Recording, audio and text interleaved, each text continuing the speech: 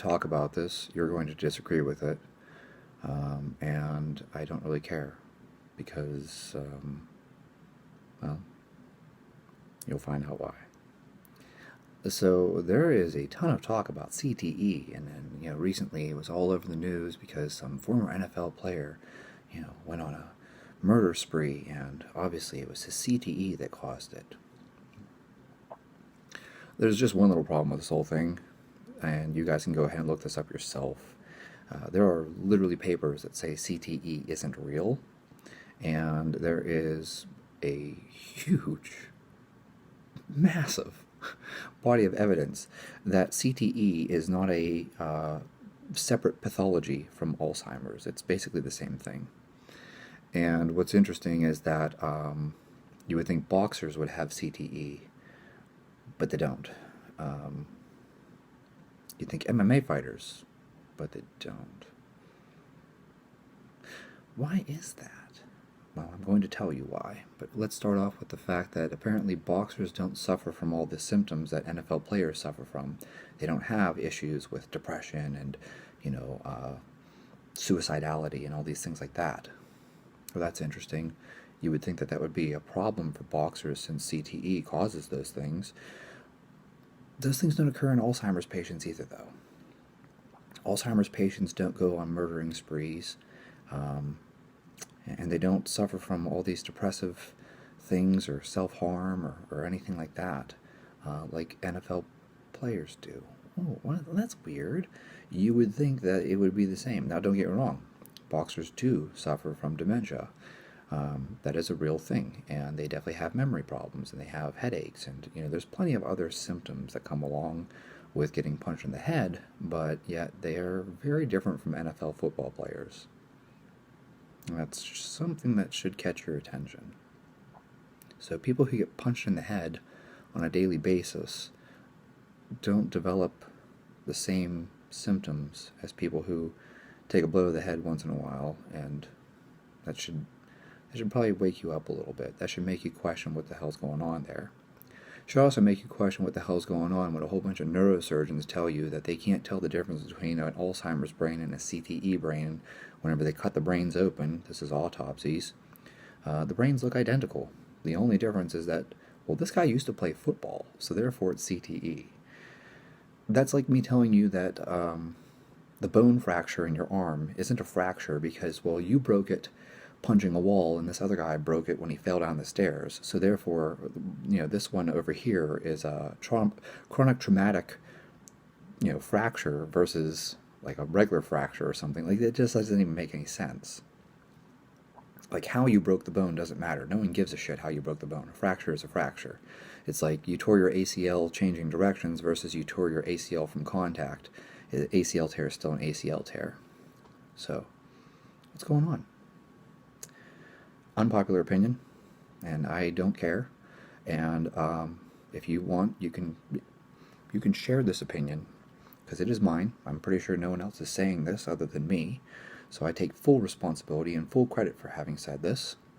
The problem is the overuse of ketorolac, also known as Toradol. Guys line up before the games, and they give them the T train where everyone gets a shot of Toradol. Well, what is Toradol? What is ketorolac? That's a generic name for Toradol. It is an anti-inflammatory drug. We shoot our football players full of it. It increases your risk of bleeding. Oh, wait a minute. That should wake you up too. Guess what? Boxers and MMA fighters don't take things that thin their blood before fights, because if you get a cut and you can't stop the bleeding, guess what? You lose the fight. So you would not take blood thinners before a boxing match or an MMA fight. Yeah, that's interesting. But that's not an issue in football. If you get a cut in football and it doesn't stop bleeding, well, you're just hardcore because now I got blood all over your jersey. There's no, TKO in football if you get a cut. So, and I'll say that for hockey even. There's no TKOs in hockey. You can go ahead and take your pills and your pain pills before the hockey game. It doesn't matter if it thins your blood. Why do you think guys bleed so much when they catch a puck or a stick to the face? It's because we were all popping 800 milligrams of vitamin M, Motrin, before games.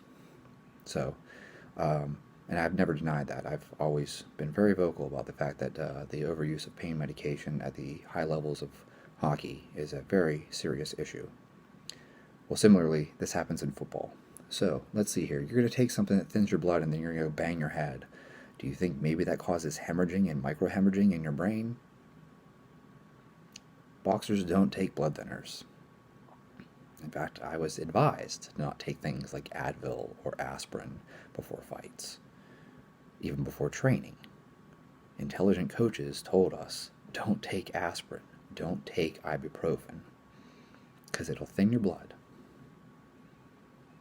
So, there's your explanation for why football players are suffering more severe brain damage than boxers and MMA fighters.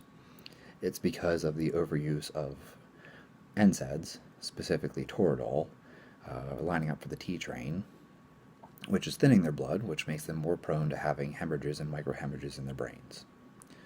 So stop doing that, and maybe you'll see a change.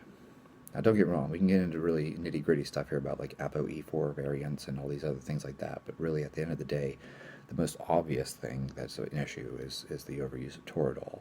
No one wants to say that, but I will. In any case, we're also fully aware that lots of NFL players are abusing all kinds of different drugs.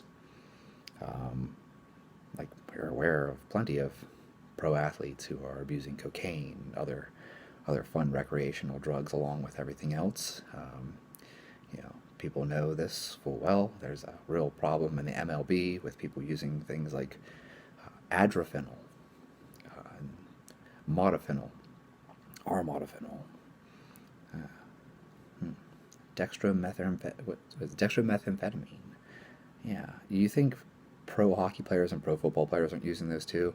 Come on, you're on a road trip, you're sleeping in a hotel.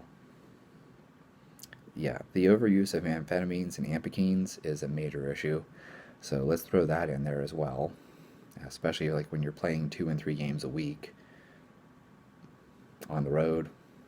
Boxing, you're not doing 2 and 3 fights in different cities in a week. Not happening. So there's a major issue there, and I think that that's a really important confounding variable that no one wants to talk about, but it's there. And so, the drug use, the recreational drug use as well, major issue that somehow is being ignored. Overuse of corticosteroids. Just line up, get your shot, get some dexamethasone. It's good for you. Get some prednisone. It's good for you too. Why not some hydrocortisone while we're at it? And then we're surprised that people have problems.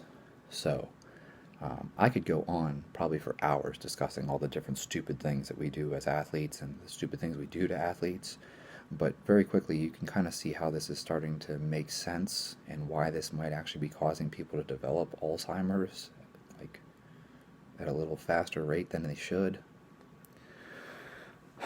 But if I say this, I'm a bad person, and I'm apparently anti-science for reading peer-reviewed papers, and I'm also anti-science for looking at the pharmacokinetics of different drugs, and I'm also anti-science for looking at autopsies and actually looking at the tau tangles and beta amyloid plaques, and the reduction in hippocampal volume, which is something I actually studied, was the effects of glucocorticoids on the hippocampal volume. That's what I was studying. Glucocorticoid therapy in oligodendroglioma specifically, which caused a reduction in hippocampal volume due to the high doses of dexamethasone. In any case, there you guys have it. I mean, that's a short and sticky on it. That's really what's going on. No one wants to say it. I'm going to say it. And if you disagree, that's fine. It doesn't really change the fact that we need to stop shooting people full of Toradol. Take a whole bunch of blood thinners and go bang your head, and then you're surprised something bad happens. I don't know what else to say about that.